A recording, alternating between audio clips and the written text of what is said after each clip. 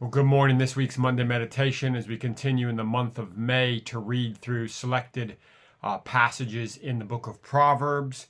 We are going to read Proverbs chapter 1, verses 8 through 19. I trust it'll be a blessing to you as you begin your week. Hear, my son, your father's instruction, and forsake not your mother's teaching, for they are a graceful garland for your head and pendants for your neck. My son, if sinners entice you, do not consent. If they say, come with us, let us lie and wait for blood. Let us ambush the innocent without reason. Like Sheol, let us swallow them alive, and whole like those who go down to the pit. We shall find all precious goods. We shall fill our houses with plunder. Throw in your lot among us. We will all have one purse. My son, do not walk in the way with them. Hold back your foot from their paths. For their feet run to evil, and they make haste to shed blood. For in vain is a net spread in the sight of any bird. But these men lie in wait for their own blood. They set an ambush for their own lives.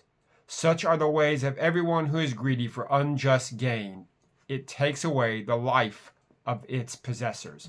So in these verses, the author of Proverbs, and I believe this is King Solomon, in verses 1 through 7, which was our Monday meditation for last week. Encourage you to go back and listen to that if you haven't yet.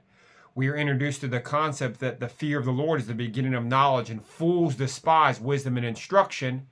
And then Solomon in verses 8 through 19 introduces this concept of the reverse of verse 7. And what do I mean by that? Well, in verse 7, Solomon says that fools despise wisdom and instruction, and then he gives us an example of some fools who despise wisdom and instruction in the form of a group of individuals who are enticing his son to go with them and engage in harmful, violent behaviors.